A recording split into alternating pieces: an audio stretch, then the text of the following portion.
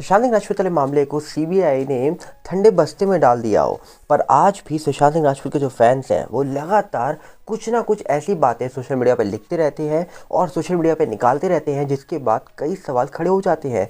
आप सबको याद ही होगा, सुशांत सिंह राजपूत वाले मामले में मिस्ट्री गर्ल को लेकर कई बातें हुई, कई खुलासे हुए और कई बार सुशांत सिंह राजपूत के फैंस ने कई लोगों को खड़ा कर दिया यहाँ पर कि यही मिस्ट्री गर्ल है। पर फिर कहा जाता है कि मिस्ट्री गर्ल को लेकर धीरे धीरे सुशांत के फैंस ने कई और बातें करी, जहाँ पर कहा जाता है कि पहले तो रिया चक्रवर्ती की पीआर सिमोन खंबाटा हो या फिर शॉफी की गर्लफ्रेंड जमीला हो। कहा जा रहा है कि इनको पहले देखा गया, परखा गया, बाद में पता लगा कि ये लोग ये नहीं है, जिसके बाद कहा जाता है कि लोगों ने रिया को ही मिस्ट्री गर्ल मान लिया। फिर बाद में लोगों ने कहा नहीं, रिया भी मिस्ट्री गर्ल नहीं हो सकती है। फिर लोगों की नज़र जाती है राधिका नहलानी और मेघना चड्ढा पर। कहा जाता है कि मेघना एक टाइम पर कुवान के लिए काम करती थी और बाद में वो राधिका के साथ थिंकिंग उनकी कंपनी है उसमें ही जुड़ गई हैं, और कहा जाता है कि यही थी वो दोनों और मिस्ट्री गर्ल मेघना चड्ढा थी। ऐसा दावा सोशल मीडिया पे हो रहा है, जिसके बाद देखा गया, कंपेयर किया गया तो ऐसा लगा, तो मुझे लगा है आपसे शेयर करनी चाहिए ये बातें। फिर आपको बता दिया जाए, जो मेघना चड्ढा है ये रिया चक्रवर्ती की 14 जून की कॉल डिटेल में भी इनका नाम शो हो रहा था। तो फिर भाई साहब कौन है ये मेघना चड्ढा? और अगर आप बात करें तो लोगों ने पहले ये भी बोला था कि रकुल प्रीत तो नहीं है मिस्ट्री गर्ल, बाद में कहा नहीं ये नहीं है, ऐसा लग रहा था। अब जो मेघना चड्ढा है वो रकुल प्रीत की भी पीआर रह चुकी हैं, आप देखेंगे जाकर तो आपको मिल जाएगा। पर आखिरकार ये जो रकुल प्रीत की जो पीआर रह चुकी है मेघना चड्ढा और साथ में राधिका नहलानी, ये आखिरकार सुशांत के घर पे 14 तारीख को क्या करने गए थे, ये सवाल आज भी बना हुआ है। क्यों आखिरकार ये 14 जून को सुशांत के घर पहुंचे, और आखिरकार सुशांत के घर पे 14 जून को क्या कोई पिकनिक स्पॉट बना हुआ था? ये बातें कहा जाता है कि अर्नब गोस्वामी भी अपने शो पूछता है भारत में बोल चुके हैं, चाहे फिर वो प्रदीप भंडारी जी हों, वो भी बोल चुके हैं कि वहाँ पर कोई पिकनिक स्पॉट था, कि जो आ रहा है एंट्री मिल रही है उसको, और अनजान लोगों को एंट्री मिल रही है। मिस्ट्री गर्ल को लेकर एंट्री मिल गई, और मिस्ट्री गर्ल के बारे में जब रिसर्च हुई तो भाई साहब पता लगता है कि वो तो लोगों की पीआर है, तो पीआर को कैसे एंट्री मिल रही है वहाँ पर? और अचानक से सोचिए, वहाँ पर कई सारे लोग जाते हैं, कई लोग निकल आते हैं, काली पन्नी भी बाहर आ जाती है, एम्बुलेंस भी बदल जाती है। तो ये सवाल चल रहा था लोगों के मन में कि आखिरकार उस दिन वहाँ पर हुआ क्या, क्यों आखिरकार इतनी सारी चीज़ें होने के बाद आज भी कूपर हॉस्पिटल के स्टाफ मेंबर हो रूप कुमार शॉ, वो ये जब दावा करते हैं कि इस मामले में कई गड़बड़ है, तो यहीं से समझ आ जाता है कि आखिरकार उस दिन वो घर पिकनिक स्पॉट क्यों बना हुआ था।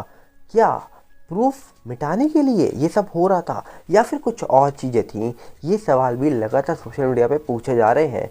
आज भी ये सवाल बना हुआ है कि सुशांत सिंह राजपूत वाले मामले में सीबीआई ने जब जांच करी तो सीबीआई अलग अलग एंगल से जांच करती है। अगर आम इंसान इतनी सारी बातें सामने रख सकता है तो सोचिए कि सीबीआई तो एक प्रोफेशनल एजेंसी है, उन्होंने अपनी जांच में कई सारी चीज़ें ऐड करी होंगी और उनको कई सारी चीज़ें पता होंगी। और आपको बता दिया जाए, इस मिस्ट्री गर्ल के बारे में कहा जाता है कि एक सुशांत सिंह राजपूत को अपना दोस्त कहने वाली, जिनका नाम स्मिता पारिक है, वो भी उज्जवल त्रिवेदी जी के साथ लाइव आई थी, वहाँ भी बोल चुकी थी कि मेघना चड्ढा जो मिस्ट्री गर्ल है, ऐसा उन्होंने खुद बोला था, जो एक वीडियो के माध्यम से आप जाके सर्च करके देख भी सकते हैं। तो कहीं ना कहीं दावा यही होता है कि मिस्ट्री गर्ल क्यों आखिरकार वहाँ पर गई। मिस्ट्री गर्ल को देखा जाए तो ये मिस्ट्री गर्ल की मुलाकात संदीप के साथ भी हो रही थी, तो संदीप मतलब मिस्ट्री गर्ल को जानता है। तो आखिरकार संदीप मिस्ट्री गर्ल की जो मुलाकात हुई उस दिन उस घर में, जो दिखाई दे रही थी कैमरे से बाहर, तो आखिरकार क्या ऐसी बातें हो रही थी कि मिस्ट्री गर्ल की एंट्री हो जाती है। एंट्री होने के बाद मिस्ट्री गर्ल पिंक या रेड कैप वाले से बात भी कर लेती है, कोई पुलिस वाला उसको रोकता भी नहीं है। बाद में संदीप से ही बातें होती हैं मिस्ट्री गर्ल की। तो ऐसा क्या था जो मिस्ट्री गर्ल मैसेज लेकर वहाँ पहुँची थी, या फिर कुछ सामान लेकर तो गई नहीं थी पर निकली थी तो कुछ बैग लेकर राधिका नहलानी के साथ? ऐसा दावा भी सोशल मीडिया पर चल रहा है। तो इन दावों को देखा जाए तो कई सवाल हैं, जिन सवालों के जवाब मुझे लगता है कि सुशांत के फैंस हो या फिर उनके परिवार वाले हों, सबको जानने का हक है। और इन सवालों के जवाब जब तक नहीं मिलेंगे तब तक मुझे लगता नहीं कोई भी फ़ैन चुप होगा, क्योंकि आप आज भी ट्विटर खोलकर देखिए, सुशांत सिंह राजपूत लिख कर तो देखिए, आपको हैशटैग ट्रेंड पे दिख जाएंगे और कई ऐसी बातें वहाँ पर देखने को और जानने को मिल जाएंगी जो शायद आपने इस केस को समझते समय भी सोचा नहीं होगा। क्योंकि सुशांत के फैंस जो है ना, वो इस समय कई ऐसी बातें ट्विटर पे निकाल के रख रहे हैं जो कहीं ना कहीं बता रहे हैं कि आखिरकार इस पूरे मामले में कई बातें छुपी हो सकती हैं और कई ऐसी बातें जो आपको ये बयां कर सकती हैं कि इस मामले में कई सारी बातें हैं जो छुपी हुई हैं। उन बातों को उजागर करो। आप एक बार सर्च करके देखो ट्विटर पर, आपको बहुत कुछ मिलेगा। तो आपको क्या लगता है, मैं आपसे जानना चाहूँगा कि मिस्ट्री गर्ल का वहाँ पर जाना क्यों ज़रूरी था उस दिन? क्यों आखिरकार वहाँ पर मिस्ट्री गर्ल जाती है, आराम से रेड कैब या पिंक कैब वाले से बात करती है और उसके बाद संदीप से मुलाकात होती है, बाद में वो राधिका के साथ निकल आती है दूसरी मिस्ट्री गर्ल के साथ। तो आखिरकार क्यों गई थी वो मिस्ट्री गर्ल उस दिन वहाँ पर? और क्या वो आपको लग रहा था कि कोई पिकनिक स्पॉट बना है? जिस तरीके से वहाँ पर लोग आ रहे थे, जा रहे थे, बाद में भी कुछ वीडियो फ़ोटो निकल के आई जिसमें हमने कई और लोगों को वहाँ पर जाते हुए देखा, आते हुए देखा और कई लोग तो जेब में भी सामान भर के निकल रहे थे वहाँ से। तो कहीं ना कहीं सवाल ये उठता है, भाई साहब क्या चल रहा था उस अंदर? ये सब जानना चाहते हैं कि उस घर में ऐसा क्या चल रहा था और सीबीआई इस पूरे मामले में कहाँ तक पहुँची है। एनसीबी हो, ईडी हो, आखिरकार इन्होंने जो जांच करी उसकी फाइनल रिपोर्ट कब आएगी?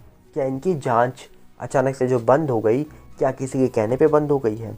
क्या देश के एक नागरिक को, जिनके लाखों करोड़ों फैंस आज वेट कर रहे हैं कि कब उनके चहीते शख्स को न्याय मिलेगा, कब उनके चहीते शख्स के बारे में उनको खबर मिलेगी, जो जांच बड़ी बड़ी एजेंसीज कर रही है?